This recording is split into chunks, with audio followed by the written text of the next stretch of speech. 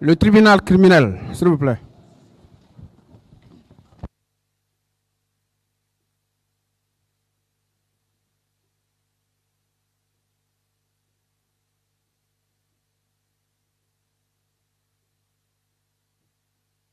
L'audience est reprise, veuillez vous asseoir.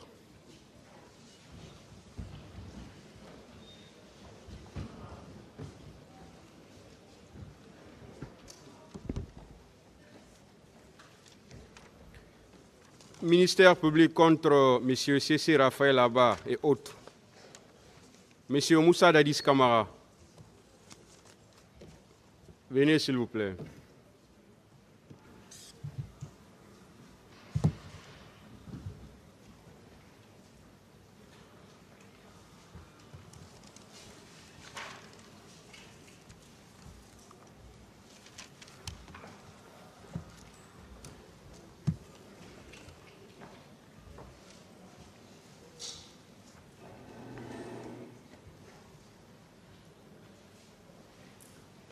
Asseyez-vous. Le ministère public avait la parole pour ces questions. Oui.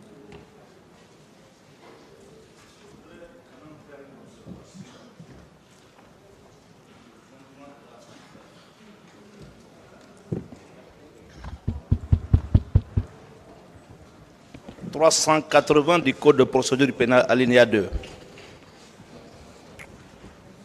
Les fonctions du ministère public sont exercées par le procureur de la République ou ses substituts près la dite juridiction.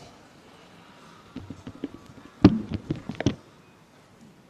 la composition du parquet relativement à l'examen de ce dossier, nous remarquons la présence et du procureur de la République et de ses substituts. Or, la loi est claire. C'est ou le procureur ou ses substituts. À partir du moment où le procureur de la République est présent, nous trouvons quand même irrégulier qu'il soit assisté par ses substituts alors que la loi n'a pas dit « et ». On dit le procureur ou ses substituts. C'est comme si, Monsieur le Président, on permettait à votre composition, qui est impair, 3 magistrats, à vos assesseurs, de poser des questions comme vous le faites. Donc nous voudrions que le tribunal veille à l'application de cette disposition pour que les débats évoluent sereinement. Je vous remercie. Ministère public.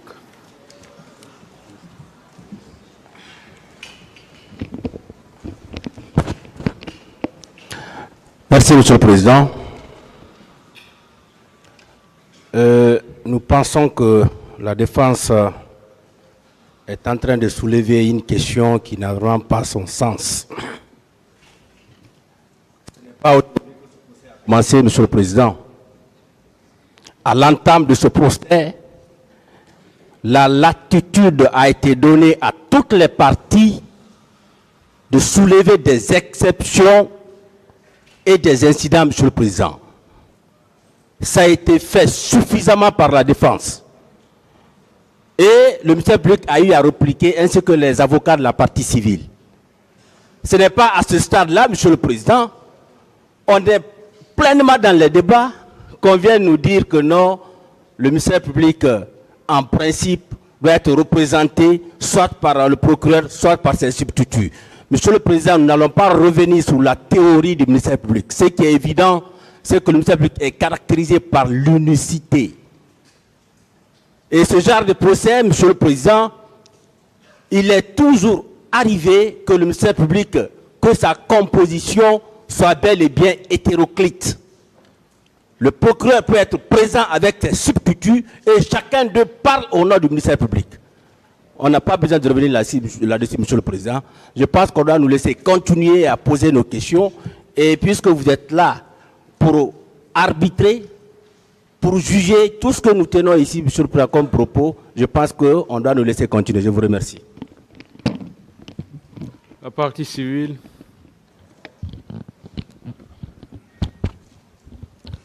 Monsieur le Président, je pense que la défense est dans un dilemme. Est-ce qu'il faut poursuivre ce procès ou est-ce qu'il faut trouver des artifices pour le retarder indéfiniment? Nous sommes à près de 3 mois de procès. À ce stade, je ne vois pas pour quelle raison on soulèverait des questions relatives au parquet. Dès lors qu'on a eu tout le temps pour pouvoir soulever des exceptions et des fins de non-recevoir et des questions préjudicielles. Cela n'a pas été le cas. Je pense que, Monsieur le Président, au-delà du fait que ce genre d'incident ou de questions cherche à nous retarder, je pense que c'est aussi un moyen détourné pour prendre en otage ce procès. Et cela ne marchera pas, Monsieur le Président. Raison pour laquelle nous pensons que cette question doit être purement et simplement boutée hors de cette salle, parce qu'elle n'est pas fondée ni en droit ni en fait. Je vous remercie, Monsieur le Président. Monsieur le Président, dans le même sillage, nous pensons que quand le législateur dit que les fonctions du parquet peuvent être exercées par Monsieur le procureur ou ses substituts, ou est une conjonction de coordination. Et les conjonctions de coordination sont et ou donc car ni or.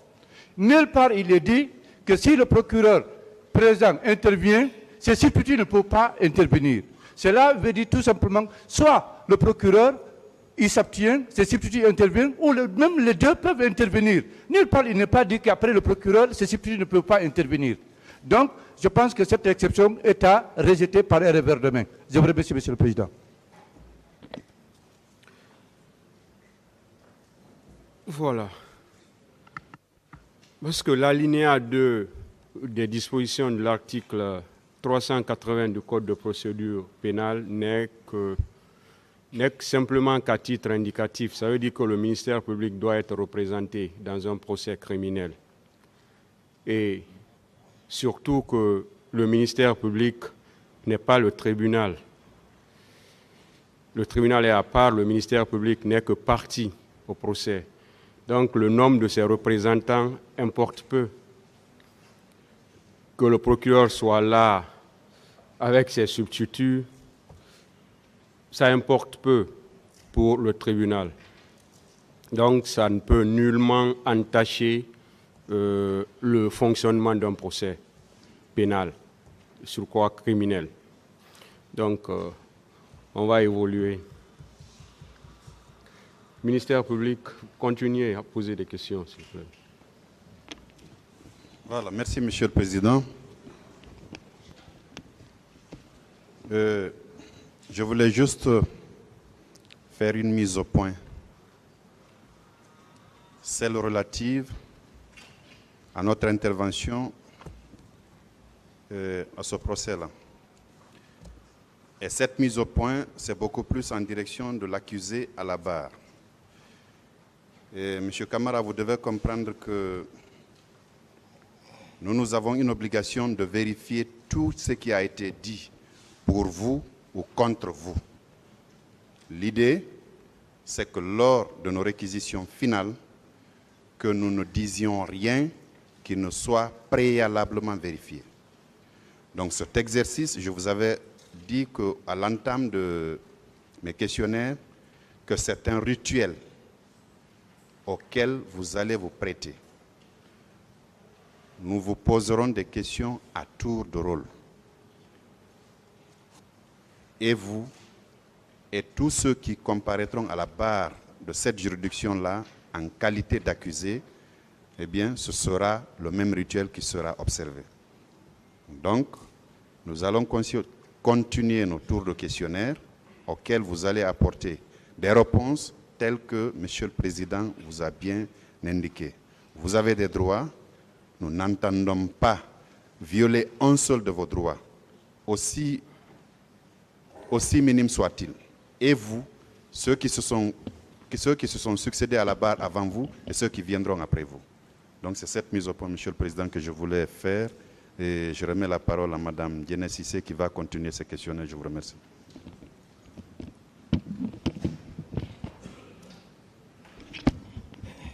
Merci, Monsieur le Président. Je continue. Ok.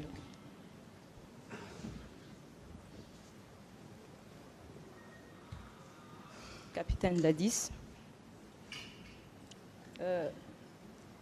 j'aimerais savoir pourquoi vous avez parlé de Parlez dans le micro, s'il vous balles plaît. perdues.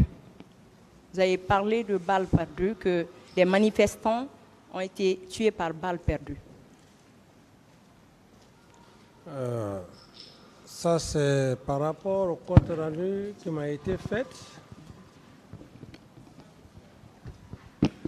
Le compte rendu qui m'a été fait Oui.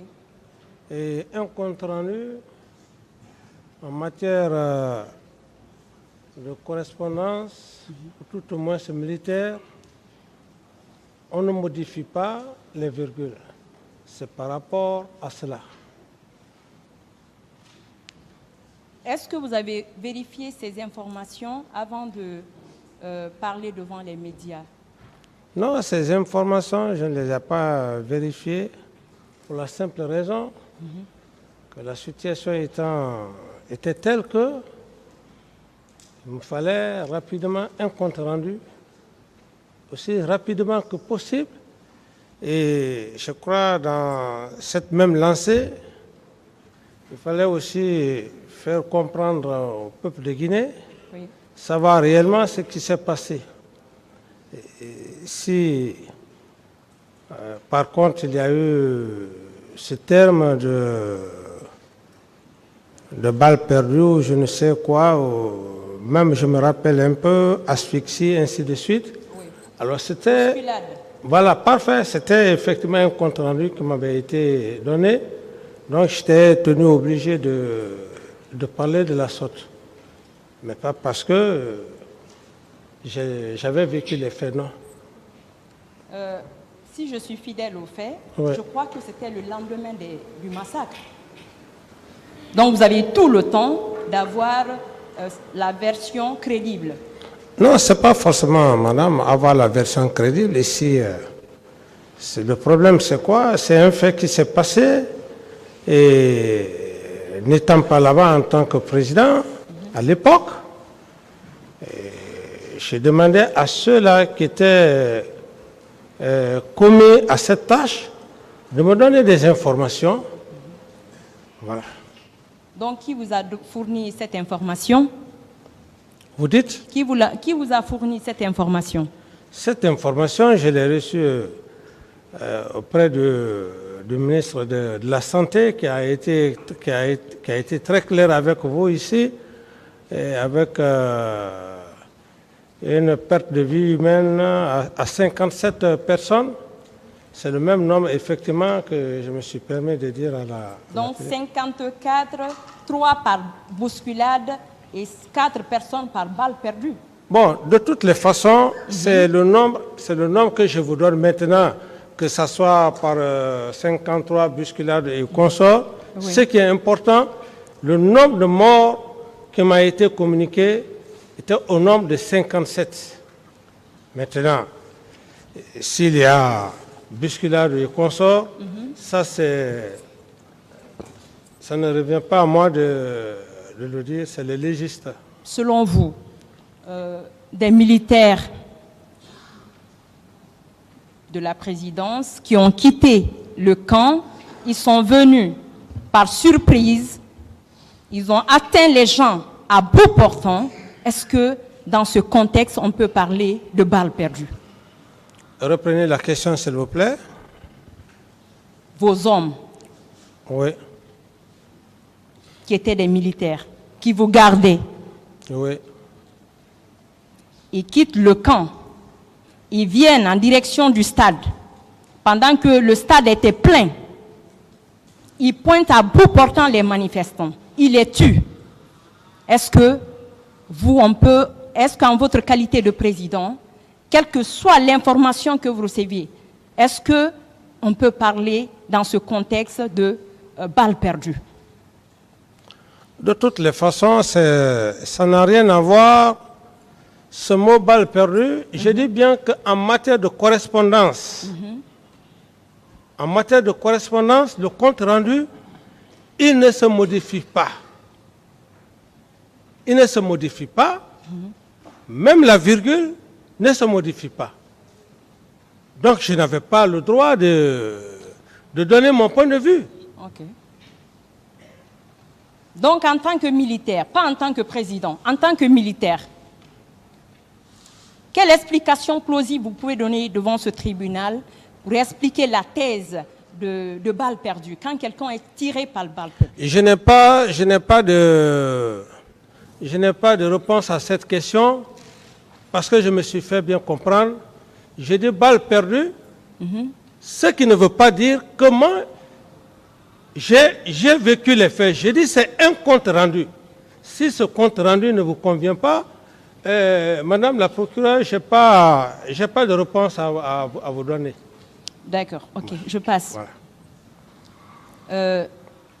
Selon vous, est-ce que un compte rendu qui n'est pas fait à l'image de la réalité sur le terrain, qui a été annoncé de façon nationale et internationale, est-ce que ce n'est pas une manière de couvrir, de masquer cet événement?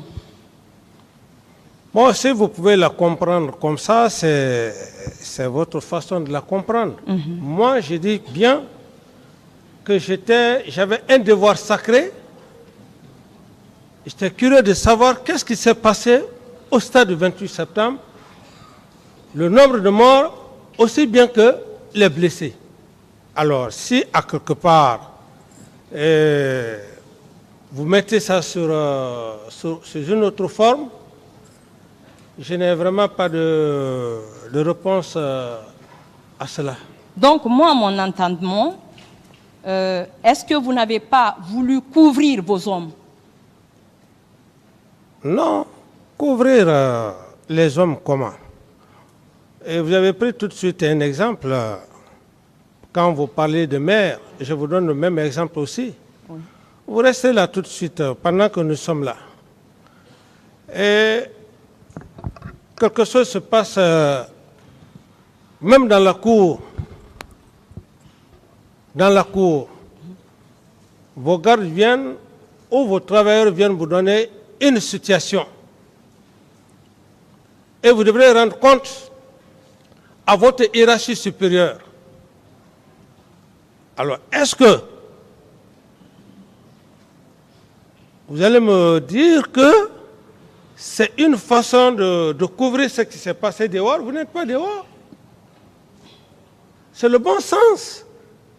Vous, c'est de dire exactement ce qui s'est passé dans la cour par rapport au compte rendu de vos hommes. Ok. Donc, je continue. En traitant les opposants, le 2 octobre, des traites, des apatrides, des faux leaders, de vous avoir défié, est-ce que selon vous, ce n'est pas une forme de menace? Non, bon, pas une forme de menace. Est-ce que ce n'est pas aussi une manière de dire que ce que vos militaires ont commis, l'attaque qui a été perpétrée ce jour-là, que c'était bien fait? Non, pour un homme normal, sensé, ne peut pas comprendre la sorte. Ah bon? Oui. D'accord. Oui, j'ai répondu à votre question. Donc, quel sentiment vous a animé, vous a poussé? Je dis, c'est un sentiment de choc. Madame, s'il vous plaît, c'est un sentiment de choc. Choqué d'un événement. C'est comme lorsqu'on vous êtes dans une famille et vous avez vos enfants ou des frères qui provoquent une situation quelque part et qu'il y ait des dégâts, je ne sais pas de quelle nature. Et ceux-là qui ont essayé d'envoyer leurs jeunes frères. Oui. Et quand vous êtes en colère, vous devrez d'abord les accuser, mais en les accusant, ce n'est pas à dire que ce que vous dites que c'est méchant, non. Vous leur dites que ce que vous avez fait, n'eût été vous, cela n'allait pas se faire. C'est dans ce contexte qui n'est pas méchant, qui n'est pas une forme de menace. Donc, selon vous, tous ceux qui ont été accusés aujourd'hui méritent d'être libérés parce que, tout simplement, c'est les opposants qui sont responsables, si on analyse votre version. Libérer, c'est-à-dire, libérer qui? Tous ceux qui sont accusés, qui sont pointés du doigt aujourd'hui. Méritent d'être libérés? Oui. Pourquoi? Oui, parce que vous dites que les opposants sont responsables de ce qui est arrivé. Non, s'il vous plaît, madame, c'est très différent. Ok. C'est très différent. Moi, d'abord, j'ai été très clair ici avec vous. Je pense d'ailleurs, est-ce que ce n'est pas votre question ou peut-être le procureur? Je dis, contrairement à ce que les gens disent, moi, je ne suis pas les réseaux sociaux. C'est le tribunal, que je regarde. Contrairement à ce que les gens disent, monsieur Dadis, parce qu'il est président, il était président à l'époque, il faut qu'il vienne donner pardon. J'ai dit non, je ne demande pas pardon. On demande pardon lorsque la justice a fait son travail. Et j'ai encore bien précisé, je serai le premier à venir demander pardon au peuple de Guinée au moment où M. Toumba Diakité était là. S'il avait dit clairement oui, comme il a d'ailleurs si bien dit, Monsieur le Président ne m'a pas donné des instructions, je suis sorti pour le chercher. S'il demandait que ce qu'il a fait, ce n'est pas normal, je serai le premier à venir demander pardon au peuple de Guinée devant le président du tribunal. Mais si tel n'est pas le cas, où nous sommes, il faut qu'il y ait la lumière sur les faits et qu'il y ait que les coupables soient retrouvés, dénichés par le tribunal. D'accord. Capitaine Dadis, est-ce que vous êtes d'accord avec Marcel, M. Marcel, quand il soutient que, à l'époque que le président Kadhafi avait offert des armes à la Guinée, à l'État guinéen, et par la suite que ces armes ont fait l'objet de distribution dans le camp, que les militaires, tous ont bénéficié de ces militaires et de ces armes. Est-ce que vous confirmez ces propos? Cette assertion n'engage que lui. Je ne peux pas confirmer ou infirmer. Donc, en votre qualité de président, vous étiez au courant de quoi exactement? Mais madame la procureure, vous pensez qu'être président, c'est cet homme-là, c'est un homme extraterrestre? Non. Vous ne pouvez pas me dire que même, je m'excuse de l'expression, même dans une famille,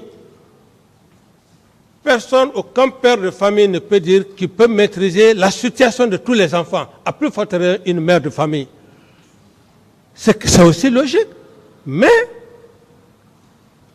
ce qui reste clair, quand vous êtes un chef d'État, il y a des priorités. Il y a des priorités. Et vous déléguez, comment dire, vos pouvoirs à certains hommes. Moi, sauf que c'est des armes qui sont venues dans le camp. Mais des armes qui sont venues, vous voudrez bien vouloir vous adresser au ministre de la Défense nationale, madame. Ce n'est pas à moi de me poser cette question. Je ne suis pas là pour affaire d'armes venant de la Libye, de Kadhafi. Je suis là. C'est vous qui êtes à la barre, monsieur Je suis là pour des faits de complicité. Si vous parlez de problème d'armes. Maintenant qu'on va continuer, si ces armes ont été fournies, données à l'État guinéen, et que ces armes soient utilisées pour tuer des civils guinéens, selon vous, est-ce que la responsabilité de l'État n'est pas engagée? Mais ici, la responsabilité de l'État, c'est quoi? Mais qui? Vous aurez mieux fait de demander M. Marcel qui leur a donné l'arme. Est-ce le président de la République à l'époque, M. Camara, ou le ministre de la Défense? Il a été très clair ici avec vous. Donc je ne peux pas me substituer à la place du ministre de la Défense. Est-ce que ces armes n'ont pas été octroyées à ces militaires pour vous garder? Qui garde?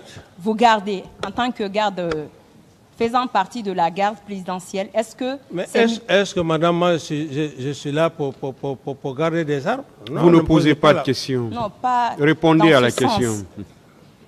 Ces militaires qui ont bénéficié de ces armes.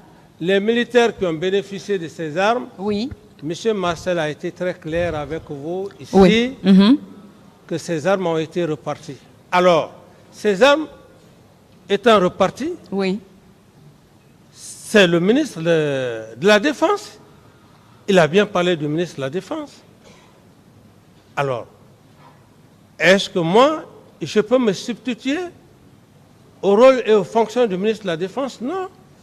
Mais sauf qu'ils étaient dans le camp Alpha Yaya. C'est vous qui étiez le premier chef du camp Alpha Yaya. Oui, mais même si c'était dans le camp Alpha Yaya, madame, c'est ce que je vous dis. Est-ce qu'il est dit forcément qu'au camp Alpha Yaya, oui. La distribution des armes, M. Camara en tant que président, va sortir pour aller voir ce qui se passe? Non. S'il est informé, là d'accord. Et d'ailleurs, il ne participe pas à la distribution des armes. C'est dans ce contexte, je veux simplement vous dire quoi? Dans un camp, on ne peut pas tout maîtriser à la fois. C'est ce que je veux vous faire comprendre, que même à l'enceinte d'une famille,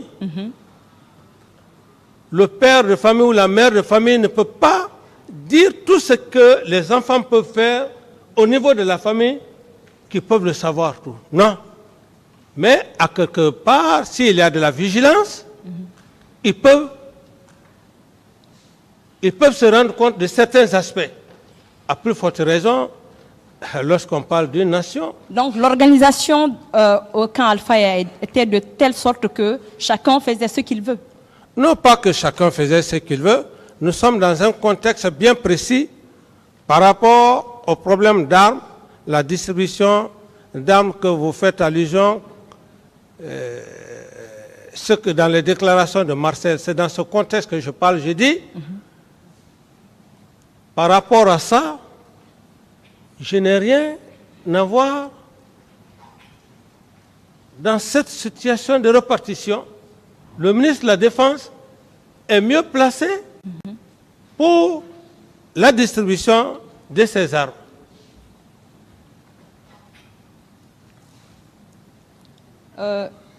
Donc, concernant toujours les corps, le rapport a établi qu'il y a eu 156 personnes qui ont trouvé la mort après avoir entendu 687 personnes lors de l'enquête. Donc, 40 qui ont été vues mortes au stade, dont les corps n'ont pas été retrouvés jusqu'ici. 49 autres vus au stade, dont le sort reste incertain, jusqu'ici inconnu. Elle confirme également que 109 femmes ont été violées et d'agressions ont été agressées sexuellement aussi. Donc, en tant que président, par rapport à ces victimes de viol, qu'est-ce que M. Abdoulaye Chérif Diaby a eu à vous dire par rapport à ce cas? Par rapport à cette question, l'ex-ministre de la Santé à l'époque